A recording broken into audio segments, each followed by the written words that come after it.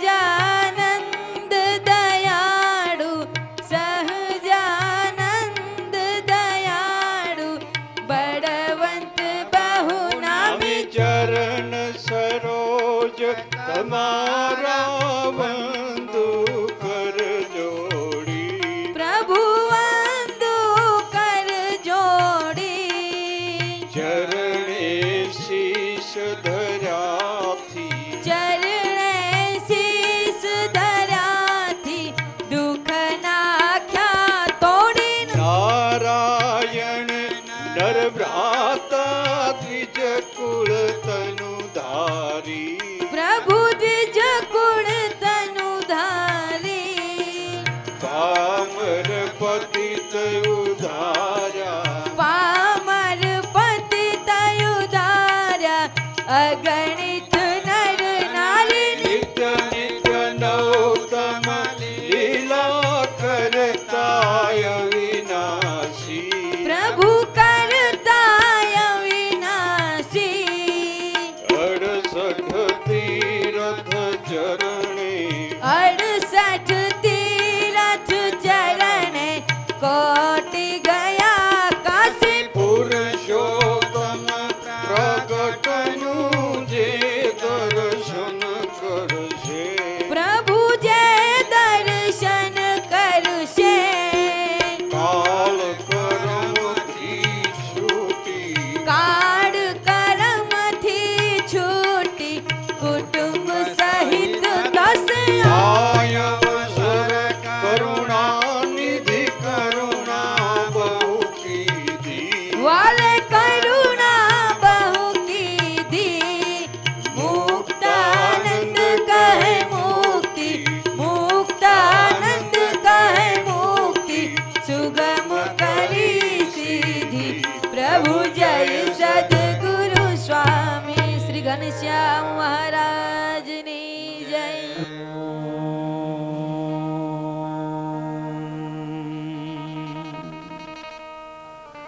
नमो भगवते स्वामी नारायण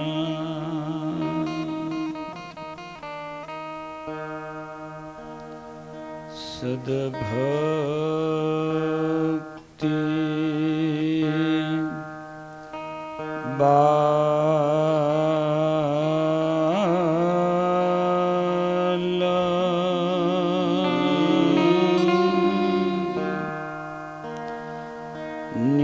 निज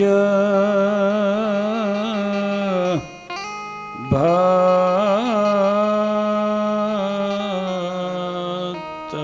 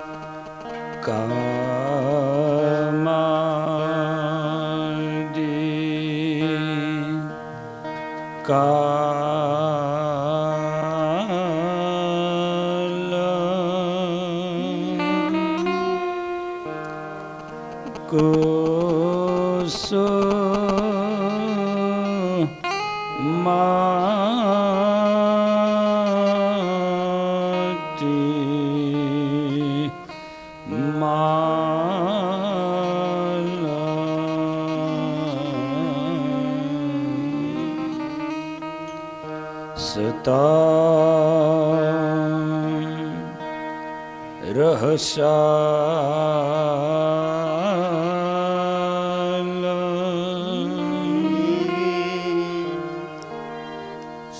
सर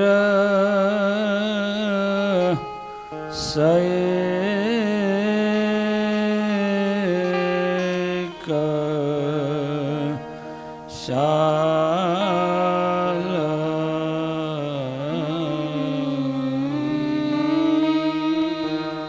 वंदे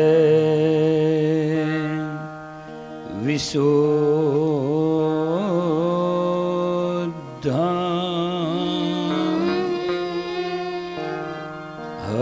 हरि कृष्ण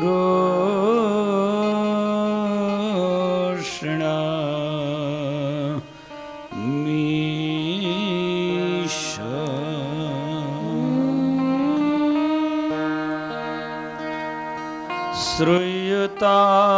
श्रूयताम देवदे वेसा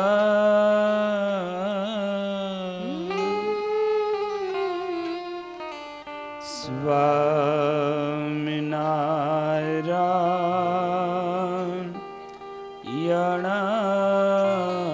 प्रभो त्वदीयेन वधा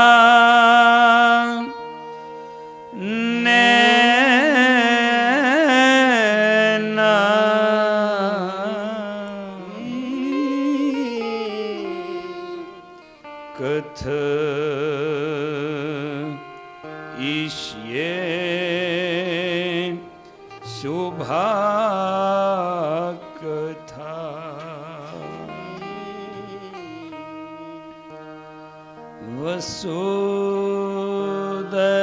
वसुदेवां सुतां देवा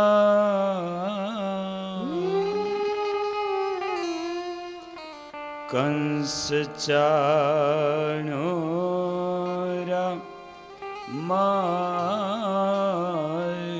मार्दनम्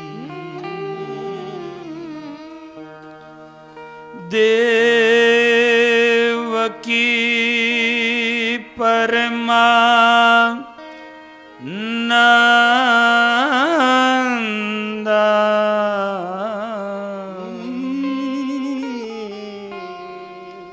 कृष्ण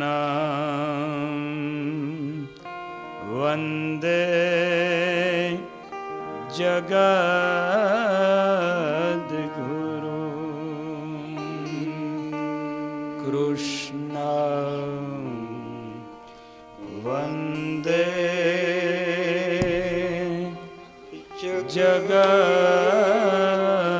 जगद्गुरु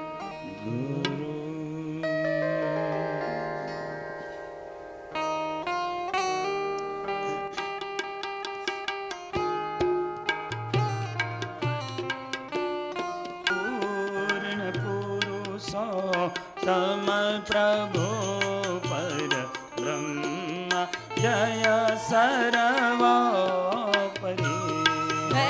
तम प्रभु पर ब्रह्म जय सर्वोपरि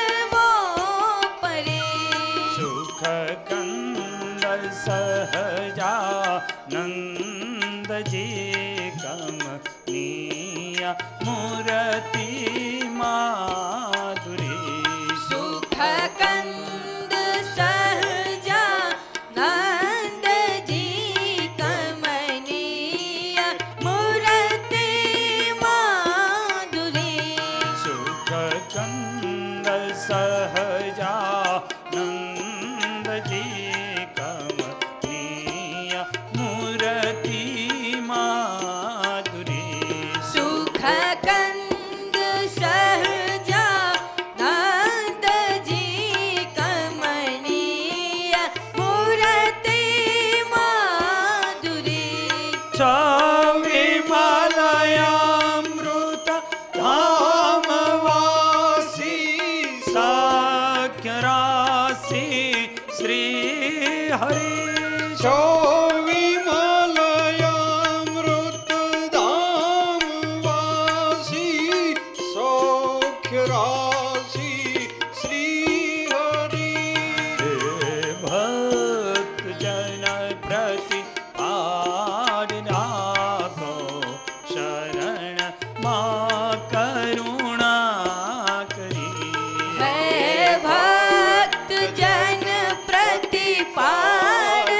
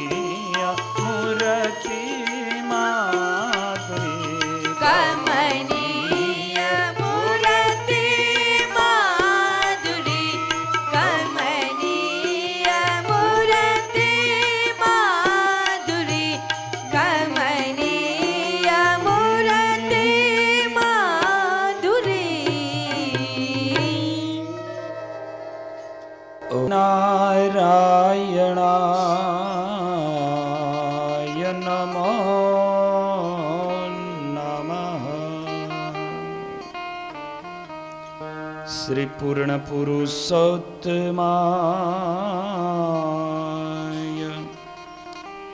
ઘનશ્યામાય નીલકંઠાય શ્રી સહજાનંદ સ્વામિને નમઃ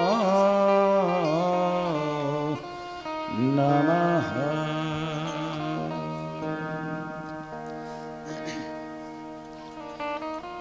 સચ્ચિદાનંદ રૂપાય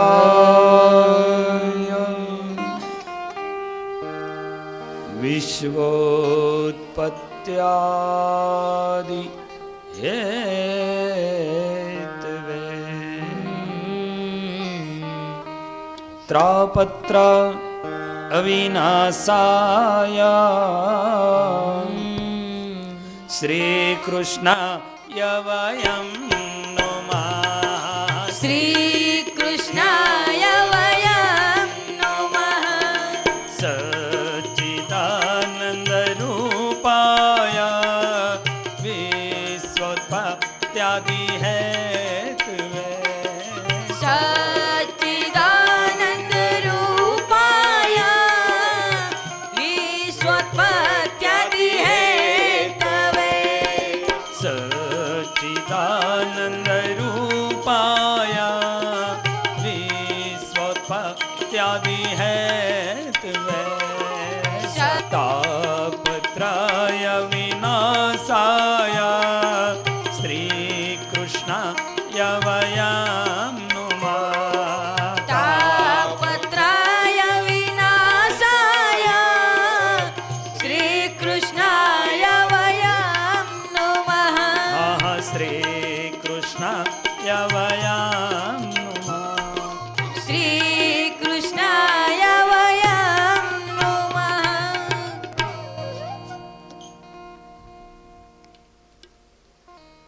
પરમ કૃપાળુ ઈષ્ટદેવ ભગવાન શ્રી સ્વામિનારાયણ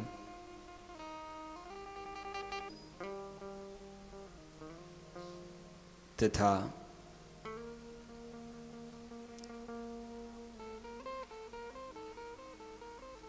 પરમ પૂજ્ય બ્રહ્મનિષ્ઠ વંદન્ય સંતોમાં પૂજ્ય ગુરુ સમાન ગુરુનો પ્રેમ આપી ઘડી ઘડીને તૈયાર કરવામાં જેમનું મુખ્ય યોગદાન અમારી માટે રહ્યું છે એવા પૂજ્ય સીપી સ્વામી તથા જે હમણાં સભા સંચાલન કરી રહ્યા હતા એક સંતોમાં એ પેઢીના એ ઉંમરની સંતોમાં એમ કહેવાય કે બુદ્ધિશાળી જેનું નામ એવા જ ગુણ સદૈવ હસતા ને હસતા જ એનું મુખ હોય બદ્રીનાથ હિંમતનગર ઈડર આદિ અનેક મંદિરોમાં રહી મહંત પદે અનેક સત્સંગની અને મંદિરની સેવા કરી છે એવા હિંમતનગર મંદિરના પૂર્વ મહંત સ્વામી પૂજ્ય આનંદ સ્વામી તથા ઠાકોરજીને ખૂબ લાડ લડાવી ઘનશ્યામ મહારાજની વર્ષો સુધી સેવા કરેલી એવા ઘનશ્યામ મહારાજના પૂર્વ પૂજારી પૂજ્ય રાજેન્દ્ર સ્વામી અમારે લીંબડી મંદિરના પૂર્વ મહંત સ્વામી મૂડીના જ એવા પૂજ્ય બાલ સ્વરૂપ સ્વામી દેવ સ્વામી પૂજ્ય હરિપ્રકાશ સ્વામી હરિકૃષ્ણ સ્વામી આદિ તમામ સંતો અને આજ અનંત બ્રહ્માંડના અધિપતિ પુરુષોત્તમ નારાયણ ને માણકી ઘોડીના ડાબલાથી અંકિત થયેલી જે આ ભૂમિ છે, જે મહારાજના નામ ઉપરથી જે ભૂમિનું નામ નારાયણ પરા કહેવાય છે, એવી આ ભૂમિ ઉપર છપૈયાધીશ બાલ સ્વરૂપ ઘનશ્યામ મહારાજ અને એ ઘનશ્યામ મહારાજની છત્ર છાયામાં ચાતુર્માસના પવિત્ર શ્રાવણ માસમાં જ્યાં જ્ઞાન છત્ર અને જ્ઞાન સત્રની અંદર જે સાચા અર્થના ભગીરથ બની મને અને તમને અમૂલ્ય આહા લાહો અપાવ્યો છે એવા ભગીરથ સમાન યજમાન પરમ ભગવદીય શ્રી હીરુભાઈ પટેલ પરિવારજનો, કાંતાબેન આદિ જે મુખ્ય યજમાનશ્રીઓ, જેમનું યોગદાન દરેક સત્સંગીઓ જાણે છે. આ નારાયણપુરા મંદિરની અંદર આ પરિવારનું કેટલું યોગદાન છે. એમાં પણ બેનની સેવા, એક એક બહેનોની અંદર જે બહેનોને એકતા રખાવી અને જે ભાવના, અહીંયા નહીં એ વિદેશની ધરતી ઉપર હતા. વિદેશના મંદિરો એને સમૃદ્ધ બનાવવા માટે જાતે પોતે આગેવાનીઓ લઈ અને રસોડા કરી અને મંદિરોના સમૃદ્ધિ અપાવી છે. ઘરે પોતે નોકરો રાખતા હોય પણ મહારાજને રાજી કરવા, મંદિરની આબાદી વધારવા માટે સ્વયં પોતે ત્યાં જઈને મહેનતો કરે, રસોડાઓ કરે. આવી જેમને ખૂબ સેવા કરી છે આવા મુખ્ય યજમાન શ્રી તથા સહયજમાન એવા પરમ ભગવદીય શ્રી દશરથભાઈ પટેલ વડુવારા. અને જોગાનું જોગ એવું બન્યું કે પાછા સંબંધમાં જ થાય છે. હા, ફઈ ભત્રીજા થાય છે.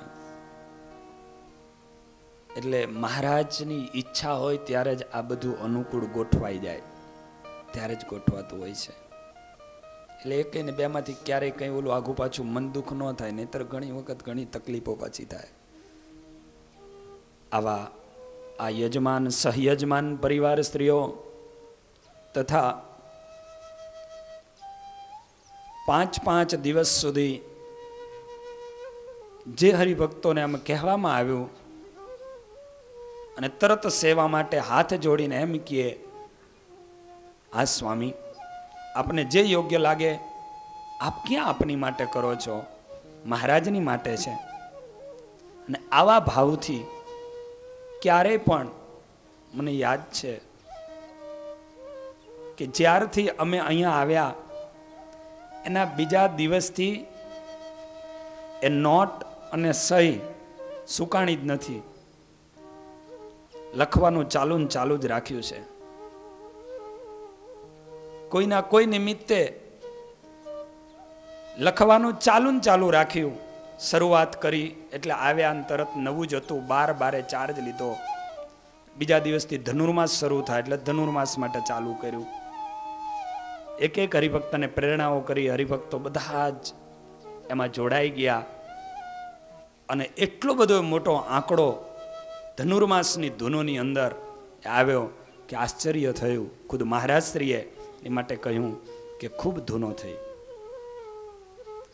એ હજુ પૂર્ણ થાય ત્યાં જે આજે મંદિર, જે મંદિરની અંદર જેને યોગદાનો આપ્યા હતા, જે પાયાના એમ પથ્થરો કહેવાય, હીરા બાપા હોય, વિઠ્ઠલભાઈ હોય, ઘનશ્યામભાઈ હોય, અમરસિંહભાઈ હોય, જે ભક્તજનો અને એની સંગાથે જોડાયેલા સભામાં બેઠેલા તમામ ભક્તો, જે પાયાના પથ્થરો બની અને આ પાયાને ઊભા કરેલા, પણ એ નિર્માણ થયા પછી તમારું મકાન હોય તો એ પણ 5 વર્ષે 4 વર્ષે રંગ રોગાન માંગે છે. મહારાજનું મંદિર, મહારાજનું સ્થાન, એ જરૂરિયાત નજરે દેખાણી અને એ જરૂરિયાત માટે અમે જોરી ફેલાવી અને એ જોરી તમે ભક્તજનોએ છલકાવી દીધી. 9 લાખ જેટલો એ વખતે જીર્ણોદ્ધાર થયો અને એમાંથી અમે 18 લાખ રૂપિયાનું કામ કર્યું. પણ શા માટે? કે બીજી જગ્યા ઉપર બીજી આવકો જાવકો એની ઉપર સ્ટોપ થયો અને માટે આ કાર્ય થયું. તો આવી રીતે ભક્તોએ એમાં પણ સેવા સતત ચાલુ ને ચાલુ. ત્યારબાદ ફરીને નક્કી કર્યું ઠાકોરજીના ભંડાર કરવા છે, તો એમાં સેવા ચાલુ. જ્ઞાન છત્ર આવ્યું એટલે ઈના એ જ હરિભક્તો ક્યાં લેવા જવાના. અને હરિભક્તોને કહ્યું જ્ઞાન છત્ર છે, 5 દિવસની રસોઈ. હા સ્વામી લખી લ્યો. કોઈ હરિભક્તો કે 1 દિવસની. આ સ્વામી લખી લ્યો. સમૂહ ભોજન લખી લ્યો. આ તમામે તમામ ભક્તજનો તન મન અને ધનથી આ મહારાજની સંગાથે જોડાયેલા છે. એવા એ તમામે તમામ શ્રીજી મહારાજના લાડલા અને વાલસોયા એવા ભક્તજનો તથા સભામાં ઉપસ્થિત સર્વે શ્રોતાજનો. અને હા, અમે તો એક પ્રેરણા રૂપ બનીએ છીએ. આ કોઈ ઘણાના મનમાં એવી શંકાઓ થાય, આટલી બધી રસોઈયું, આટલા બધા રૂપિયા, પણ એક એક પૈસાનો આ જીર્ણોદ્ધારની અંદર ઉપયોગ થાય છે. એક એક વસ્તુ ચેકથી અહીંયા પેમેન્ટ થાય છે. મહારાષ્ટ્રીની આજ્ઞા પ્રમાણે ચેકોથી અહીંયા ક્લિયર, અહીંયા ટ્રસ્ટીઓ આદિ બેઠા વહીવટો થઈ અને ચેકથી એના પેમેન્ટો થાય છે. એ જે સેવા બચે છે એમાંથી ઠાકોરજીના આજે જીર્ણોદ્ધાર આદિના કાર્યો થાય છે. માટે એ કાર્ય એ કરવાની બસ એક નેમ છે. આ કોઈ અમે અમારી માટે નથી કરતા, અમારા સ્થાન માટે નથી કરતા. કેવલ અને કેવલ મહારાજે આ સમય આપ્યો છે, એ સમય મહારાજને રાજી કરવા માટે કરીએ છીએ. બાકી અમારી જિંદગીની અંદર 22 વર્ષ સંપ્રદાયમાં થયા. કોઈ હરિભક્ત એમ નહીં કે અમારા ઘરે આ મંડળ હાથીજણ વાળું મંડળ માંગવા આવ્યું હતું, કોઈ નહીં કહે. ક્યારેય પણ મરું પણ માંગવું નહીં. કવિઓ કહે છે મરું પણ માંગવું નહીં, મરી જાઓ. ભૂખે મરવાનો વારો આવે તો ભૂખે મરી જાય, મરું પણ માંગવું નહીં. પણ પરમારથ કે કાજ, મરવાનો વારો આવે ને તો મરી જવા તૈયાર હોઈએ, પણ લાંબો હાથ ન કરીએ. પણ મારા મહારાજની માટે જ્યારે સેવાનો વારો આવ્યો અને મહારાજની માટે માંગવાની વાત આવી, દુનિયાને જે બોલવું હોય તે, જે કહેવું તે કે મહારાજ માટે માંગવાનું. મહારાજ માટે ભેખ લીધો છે અને મહારાજ માટે માંગવાનું છે. પણ એની માટે એ કોઈની માટે નહીં, એ તમારી માટે સદુપયોગી છે. તમે આપો છો, દિયો છો તો મહારાજને રાજી કરવા માટે, મહારાજની માટે આપો છો. અને એની માટે તમે આમ ધોબે ને ધોબે આપ્યું છે, એનો અમને આનંદ છે. એવા એ તમામ મહારાજના વાલસોયા ભક્તજનો આજ પરમ કૃપાળુ પરમાત્મા ભગવાન શ્રી હરિની અસીમ કૃપાથી શ્રીમદ ભાગવત 10મ સ્કંદ ભક્તિ શાસ્ત્ર એનો શુભ પ્રારંભ થઈ રહ્યો છે. શ્રીજી મહારાજ પોતે શિક્ષાપત્રીની અંદર લખે, અમારા ભક્તજનોએ વર્ષમાં એક વખત અવશ્ય ભાગવત શ્રવણ કરવું. ભાગવત શ્રવણ આખું ન થઈ શકે તો મહારાજ કે 10મ સ્કંદ એનું શ્રવણ કરવું. આની પાછળનો મહારાજનો હેતુ એક જ હતો, એ હેતુ છે ભક્તિ. મહારાજને રાજી કરવા હોય તો મહારાજની માટે ભક્તિ કેવી કરવી જોઈએ, બસ આટલો જ હેતુ છે. અને મહારાજની માટે ભક્તિ કરવી હોય તો મારે ને તમારે દરેકે ગોપી બની જવું પડે. ગોપી ભાવથી જ ભક્તિ થઈ શકે. ગોપી કોને કહેવાય? જે સ્વયં ઠાકોરજીની સામે આવે, પોતે પોતાની જાતને પણ ભૂલી જાય.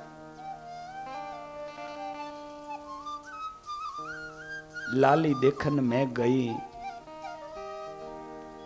लाल मेरे लाल की, लाली देखन मैं गई, मैं भी हो गई लाल.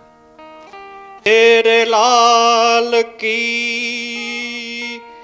जिस देखूं इस लाल, लाली मेरे लाल की जिस देखूं इस लाल लाली देखन में गई तो खुद भी हो गई लाल। लाली देखन मैं गई तो खुद मैं भी हो गई लाल। હું લાલ રૂપ બની ગઈ અને માટે આપણે સત્સંગી ભૂષણ જીવનમાં ગઈએ છીએ કે મહારાજ ગઢપુરની ધરતી ઉપર પ્રવેશ કર્યો અને ચારે દિશાઓમાં લાલ લાલ લાલ લાલ થઈ ચૂક્યો. કારણ કે ધર્મ લાલને દેખવાને માટે આવ્યા હતા અને એ ધર્મ લાલને દેખવા જે ભક્તો આવ્યા હતા એ પોતાની જાતને ભૂલી ગયા હતા. હું રાજા છું એ પદને ભૂલી ગયા હતા. મારી આ ઉંમર છે એ આયુષ્ય અને ઉંમરને ભૂલી ગયા હતા. પોતાના પદને, પોતાના સ્થાનને, પોતાની સંપત્તિને, સર્વને ભૂલી ગયા. અને સર્વને ગઢપુરના નર નારીઓ જ્યારે ભૂલી ગયા અને તે દિવસે ધર્મ નંદરના એ લાલને દેખવા જતા એ પોતે પણ લાલ રૂપ બની ગયા. અને જ્યાં દેખો ત્યાં પ્રેમાનંદ સ્વામીએ વર્ણન કર્યું હતું કે જ્યાં જોઉં, જ્યાં નજર કરું ત્યાં લાલ લાલ અને લાલ હતું. જ્યારે હું એ લાલને દેખવા ગયો ત્યારે જ્યાં જોયું ત્યાં લાલ લાલ અને લાલ હતું. બસ ભક્તો, આપણે પણ આપણી જાતને ભૂલી જઈએ, આપણા દેહને, આપણા શરીર ભાવને ભૂલી જઈએ અને એ ભાવ ભૂલી અને મહારાજની સામે આવીએ.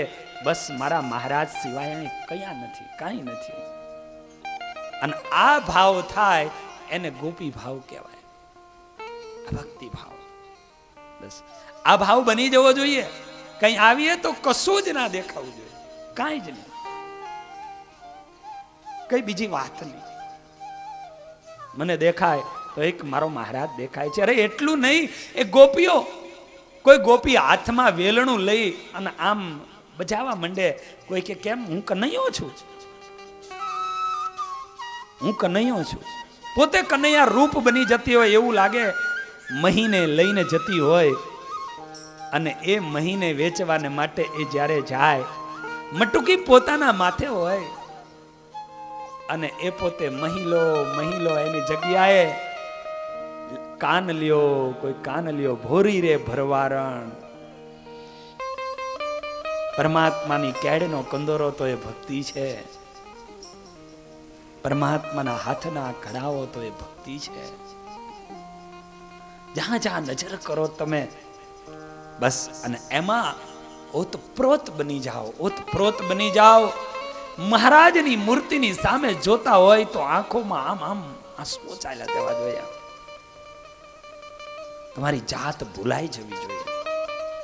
અને જ્યારે એ દેહ ભાન અને જાત ભૂલાય છે ત્યારે જ ભગવાન યાદ થાય છે. જ્યારે આપણાપણું એ ભૂલાઈ જવાય છે ત્યારે જ એ ભગવાન યાદ આવે છે, ત્યારે જ એ મળે છે અને ત્યારે એમાં ઓતપ્રોત થવાય છે. તો ભગવાનમાં કઈ રીતે ઓતપ્રોત થવું, પરમાત્માની અંદર કઈ રીતે ઓતપ્રોત બની જાઉં, અને એ જો શીખવું હોય તો એની માટે 10મો સ્કંદ છે, એની માટે ભક્તિ શાસ્ત્ર છે. સત્સંગી જીવન તૃતીય પ્રકરણ મહારાજે ભાગવતજીનો મહિમા ગાયો છે સ્વયં પોતે, અને બતાવ્યું છે કે ગોપીઓના જેવી આપણે ભક્તિ કરવાની છે.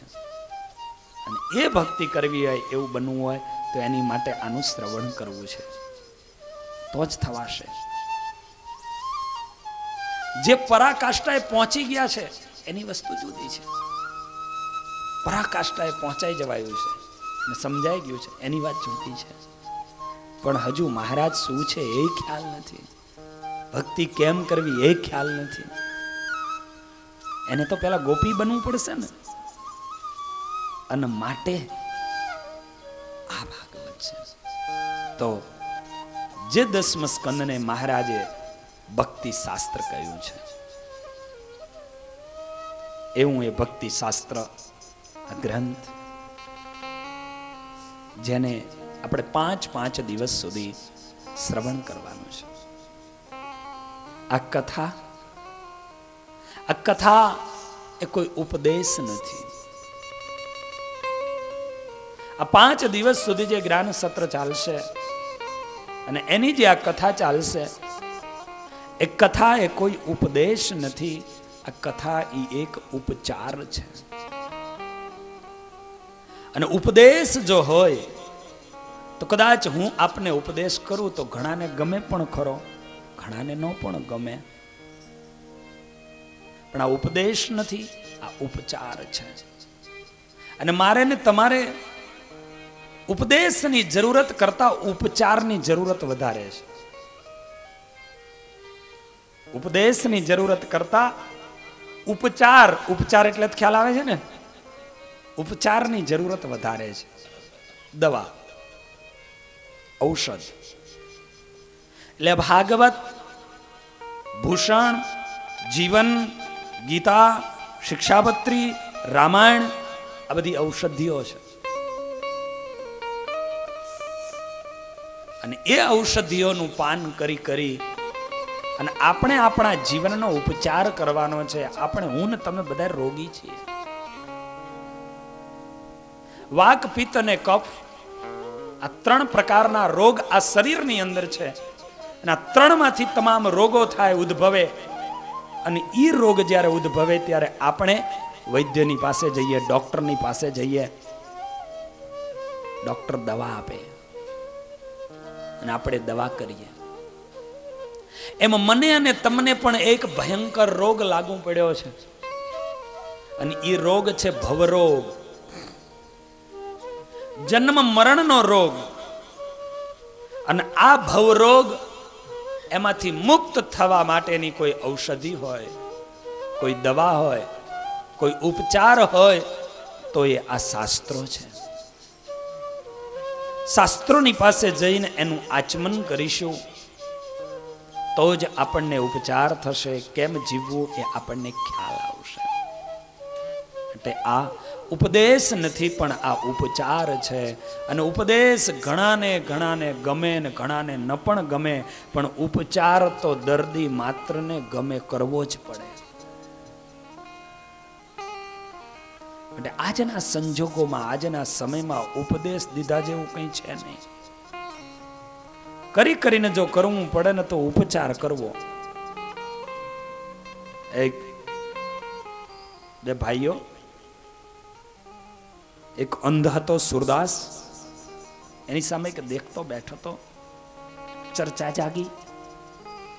ચર્ચાને અંતે પેલો એમ કહે છે કે સૂર્ય જો કેવો ઉગ્યો છે, કેવો પ્રકાશ છે, તું જુઠ્ઠું બોલે છે, સૂર્ય જેવું કઈ છે જ નહીં.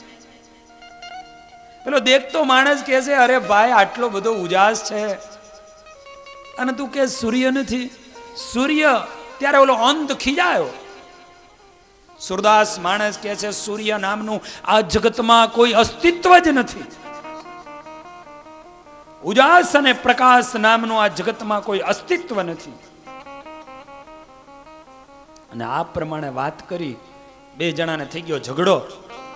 અને એ ઝઘડો જ્યારે થયો ત્યારે ઓલા દેખતા માણસે કહ્યું, કામ કરીએ, ભગવાન બુદ્ધનો અહીં આશ્રમ છે, આપણે ત્યાં જઈએ, એને પૂછીએ. અને આ બંને માણસો ઝઘડતા ભગવાન બુદ્ધ બેઠા હતા અને એની પાસે આવ્યા. આવીને વાત કરી, પ્રભુ અમારા બેનો ઝઘડો થયો છે, આપ એનું નિરાકરણ કરો. એટલે દેખતો માણસ કહે છે, પ્રભુ આપ સમજાવો આને. હું ક્યારનો કહું છું, આ જગતમાં સૂર્ય નામનું અસ્તિત્વ છે. આ જગતમાં સૂર્ય ઉગે એટલે પ્રકાશ થાય, ઉજાસ થાય, પક્ષીઓ કલરવ કરવા માંડે, પનિહારીઓ પાણી લઈને ભરવા જાય, દરેકને આનંદ આનંદ અને આનંદ થાય. માટે આ જગતમાં સૂર્ય છે અને કયો આપ. અને ઉપદેશ આપો બાપજી, અને ઉપદેશ આપો કે સૂર્ય નામનું તત્વ છે. ભગવાન બુદ્ધ પેલા યુવાનની વાણી સાંભળી રહ્યા છે અને એ વાણીને સાંભળતા સાંભળતા એને દ્રષ્ટિ કરી આમ. પેલો અંધ હતો અને ભગવાન બુદ્ધ કાંઈ ન બોલ્યા, એટલું જ કીધું એક જ લીટીમાં, દેખ બેટા યુવાન, એને ઉપદેશ કરવાની જરૂર નથી, એને ઉપદેશ આપવાની જરૂર નથી કે સૂર્ય છે. કેમ બાપજી? એક કામ કરો, એને ઉપચાર કરાવી દો. ખ્યાલ આવી ગયો? એને ઉપદેશની જરૂર નથી, એને ઉપચાર કરાવી દો. તમારે કહેવું નહીં પડે કે સૂર્ય છે. ઉપદેશની જરૂર નથી, આજે ઉપચારની જરૂર છે. અંધ માણસને જો ઉપચાર કરાવી દે ને દેખતો કરી દે ને, એને કહેવું ન પડે કે સૂર્ય છે, આપોઆપ એ સૂર્યનો સ્વીકાર કરી લે, આપોઆપ એ સ્વીકાર કરી લે. આવા કોઈ અંધ માણસો હોય, કહેતા હોય, એને ઉપદેશ ન આપવો, એને ઉપચાર કરાવવા મોકલી દેવા. જેથી ઉપચાર થશે ત્યારે ખબર પડશે કે સૂર્ય છે, ત્યારે ખ્યાલ આવશે. એટલા માટે કહું છું કે કથા એ ઉપદેશ નથી, કથા એક ઉપચાર છે. અને ઉપચારની મારને તમારે જરૂર જ છે. અને ઉપચાર પણ કેવી જગ્યાએ? વ્યક્તિ દર્દી બને, બીમાર થાય એટલે એને હોસ્પિટલમાં લઈ જાય. એ વ્યક્તિની હોસ્પિટલ છે, આ હરિની હોસ્પિટલ છે. પેલી હોસ્પિટલની અંદર શસ્ત્રક્રિયા થાય, આ હોસ્પિટલમાં શાસ્ત્રક્રિયા થાય. ત્યાં શસ્ત્રક્રિયા થાય, અહીંયા શાસ્ત્રક્રિયા થાય. પેલી હોસ્પિટલમાં જાઓ, તમને બેભાન કરવામાં આવે અને બેભાન કરીને પછી ઓપરેશન થાય. આ હરિની હોસ્પિટલ એવી છે કે હરિની હોસ્પિટલ એની અંદર જ્યારે આવો ત્યારે સભાનતા થકી ભાનમાં હોવ અને સભાનતા થકી આપણી ક્રિયાઓ થઈ જાય. આપણી અંદર રહેલા કામ, ક્રોધ, લોભ, માન, મચ્છર, ઈર્ષા, તૃષ્ણા એની આપોઆપ ખ્યાલ આવવા માંડે. જેમ એક્યુપંચર પેલા પોઈન્ટ દબાવે ને, જ્યાં દુખાવો હોય, દર્દ હોય ને, ત્યાં એને ઝાટકો વાગે, ખબર પડે. એમ અહીંયા જ્યારે આ કથા શાસ્ત્રોના માધ્યમથી થાય, એક્યુપંચર થાય. જ્યાં નસ દબાતી હોય, દુખતી હોય, ત્યાં દબાય, ખ્યાલ આવે, આપણી ઉપર આવ્યું. માટે સંતો અને શાસ્ત્રો કહે છે કે કથા છે એ કથા હરિની હોસ્પિટલમાં, આ મંડપ એ હરિની હોસ્પિટલ છે. અને આ કથા એ એક આઈનો છે, એક અરીસો છે, એક દર્પણ છે. આ કથા છે એ એક દર્પણ છે, એક અરીસો છે. વ્યક્તિ અરીસાની સામે ક્યારે જાય? અને અરીસાની સામે જઈ અને વ્યક્તિ જ્યારે ઉભો રહીએ, કદાચ એના મોઢા ઉપર ક્યાંક કાળો ડાઘ દેખાય, એક બગડેલું દેખાય, તરત એને ભૂંસવાનો પ્રયત્ન કરશે ને. અરીસો એવું તત્વ છે કે જેવું હોય એવું ચોખ્ખું બતાવી આપે. આ શાસ્ત્રો, કથાઓ એક અરીસો છે, એક દર્પણ છે. આપણે કેવા છીએ એ એમાં વર્ણન કરશે, બતાવી આપશે. આની અંદર રાવણનું પણ વર્ણન આવે, રામનું પણ વર્ણન આવે, કંસનું પણ ચરિત્ર આવે, ભગવાન કૃષ્ણનું પણ ચરિત્ર આવે, સુદામાનું પણ ચરિત્ર આવે, શિશુપાલનું પણ ચરિત્ર આવે, કાલી દત્તનું પણ ચરિત્ર આવે, ભક્ત દાદા ખાચરનું પણ ચરિત્ર આવે. દરેકના ચરિત્રો આવે. એ જીવુબા ને લાડુબાના પણ ચરિત્રો આવે ને સુરપંખાના પણ ચરિત્રો આવે, પૂતનાના પણ ચરિત્રો આવે. અને એ દરેક ચરિત્રો આ જે અરીસો છે એ બતાવે. અને એ બતાવે ત્યારે આપણને ખબર પડે કે આપણે પૂતના જેવા છીએ કે આપણે જીવુબા ને લાડુબા જેવા છીએ, આપણે સુરપંખા જેવા છીએ કે આપણે સીતા જેવા છીએ, દાદા ખાચર ને પરબતભાઈ જેવા છીએ ઝીણાભાઈ જેવા છીએ કે વિસનગરના સુબા જેવા છીએ? કેવા છીએ? આની અંદર જ્યારે આપણે ડૂબકી લગાવીએ, આ દર્પણની અંદર જ્યારે આપણે જોઈએ કથાના માધ્યમથી, ત્યારે આપણને ખ્યાલ આવવા માંડે કે આપણે કેવા છીએ. એ મંદિરની અંદર આપણી શું પ્રવૃત્તિ છે, મહારાજે કઈ રીતે કહ્યું છે, અને આપણી શું પ્રવૃત્તિ છે, એ પ્રવૃત્તિ એને સામે સરખાવીએ ત્યારે ખબર પડી જાય કે હું ભલે કે આવડાવતો હોય કાંઈ, પણ હું શું છું. જીવા ખાચર પણ હોય, ઘણા હોય, રહેતા હોય દાદા એ ગઢપુરની ધરતી ઉપર. અરે મહારાજને બોલાવીને પોતાના આંગણામાં કિંમતી સાગ અને સીસમને જલાવીને મહારાજને તાપણું કરી અને ટાઢ ઉડાડતા હોય. અરે મહારાજને વાગે સોય, લોહી નીકળે ને લોકો પાટા ગોતવા જાય, ત્યારે એ જીવા ખાચર 9 ઘરું મોર્યું સોનાનું તારવાળું એને ફાડીને મહારાજને હાથ ઉપર એ પાટો પણ બાંધી દેતા હોય. આ જીવા ખાચર એક બાજુ આવી ભક્તિ કરતા હોય, અને એક બાજુ એ જ જીવા ખાચર સ્વામિનારાયણ ભગવાનને મારી નાખવા અને મરાવી નાખવા માટે તલવારો લઈ અને માણસને મારવા પણ મોકલતા હોય. દરેક ચરિત્રો આની અંદર જ્યારે જોઈએ, સાંભળીએ, ત્યારે ખબર પડી જાય કે હું જીવા ખાચર છું, હું દાદો ખાચર છું. ચાહે એ સંત હોય, ચાહે સત્સંગી હોય, કોઈ બી હોય.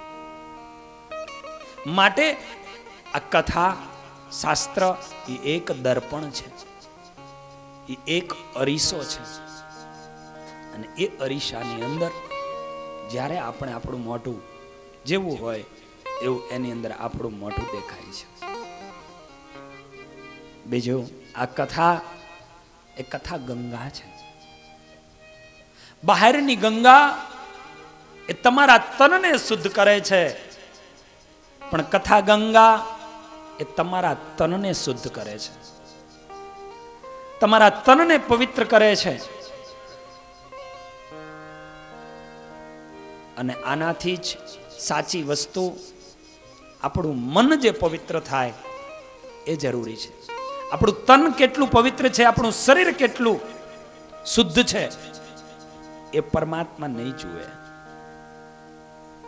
પણ પરમાત્મા એ જોશે કે તારું મન કેટલું શુદ્ધ છે. પવિત્ર આપણે આપણું શરીર લઈ અને મંદિરમાં ઠાકોરજીની સામે ગયા હશું, પણ મનની અંદર તો મેલાસો ભરી હશે. પ્રભુ સામું પણ નહીં જુએ, પ્રભુ આપણી સામે દ્રષ્ટિ પણ નહીં કરે. એટલા માટે કહે છે કે બહારની ગંગા તો તનને શુદ્ધ કરે છે, પણ આ કથા ગંગા જે છે એ આપણા મનને શુદ્ધ કરે છે. અને કાંઈક એવા પ્રસંગો છે કે કથાઓના માધ્યમે કરી અને કાંઈકના મનો શુદ્ધ થઈ ચૂક્યા છે, કાંઈકના વિચારો બદલાઈ ચૂક્યા છે, કાંઈકના જીવનો દિવ્ય બની ગયા છે, દિવ્ય બની ગયા છે. આ કથા ગંગા. એટલા માટે મન જે છે એ મનને શુદ્ધ કરે છે. પરમાત્મા સાચી વસ્તુ મન પૂછે છે, અને ખરેખર મુક્તિ અપાવનાર પણ મન છે,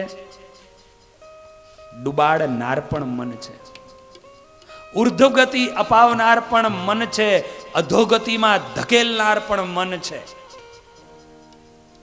એ મનથી જ આ બને છે. હું કાયમ કહું છું કે લોક હોય, ચાવી એક જ હોય.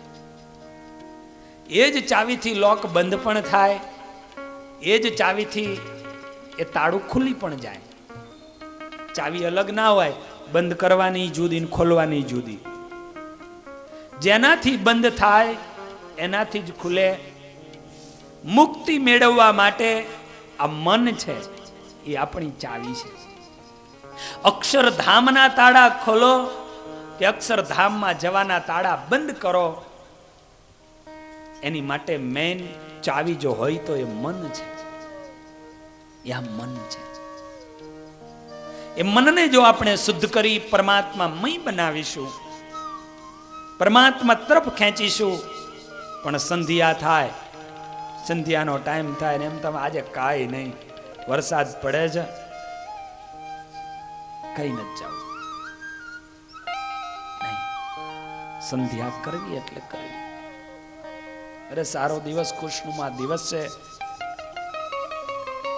મંદ મંદ પવન વાય છે, મંદિર તો કાયમ જઈએ છીએ ને આજે બગીચામાં જઈએ. આ મન પણ અંદર એ જ સમયે મનને વારો અહીંયા લાવો. કારણ જન્મો જન્મના મેલ કારણ શરીરના માધ્યમે કરીને એ મનની ઉપર એ પડ્યા છે, અને એને કારણે કરી અને માણસને આમ ઊંચો જતો અટકાવે છે. ભગવાનના ભક્તો, ભગવાનના સંતો ભજન કીર્તન કરતા હશે ને તો બહુ ઓછા ભેગા થશે. પણ એમ કે હમણાં કે કોઈ બોમ્બેથી મોટો નાચવા વાળો એક્ટર કે સિનેમાનો કોઈ આવવાનો છે, ટિકિટો ખર્ચીને ક્લબોમાં જાય લોકો,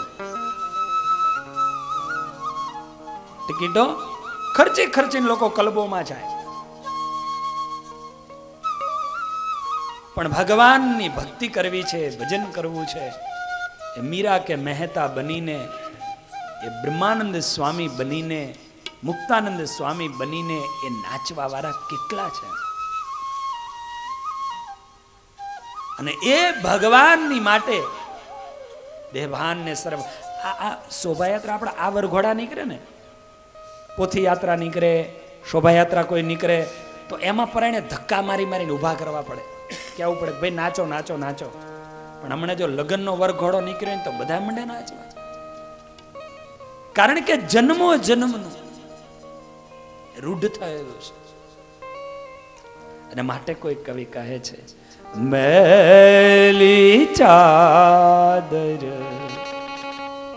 ઓઢ કે કેસે, મેલી ચાદર ઓઢ के कैसे द्वार तुम्हारे आऊं, मेली चादर ओढ़ के कैसे, मेली चादर ओढ़ के कैसे द्वार तुम्हारे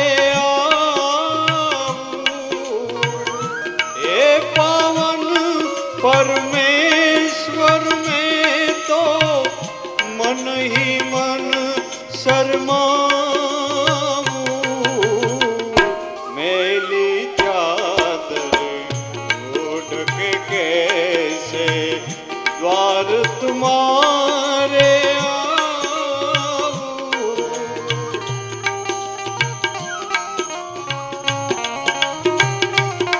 મેલી ચાદર ઓઢ કે દ્વાર કેસે હું તુમારે આવું, તમારા દ્વાર ઉપર કેમ આવું? જન્મો જન્મ કારણ શરીર એનો મેલ લઈને આવ્યા છે. અને હા ભક્તો, એ કારણ શરીરના મેલને જો દૂર કરવો હોય એની માટે ધ્યાન,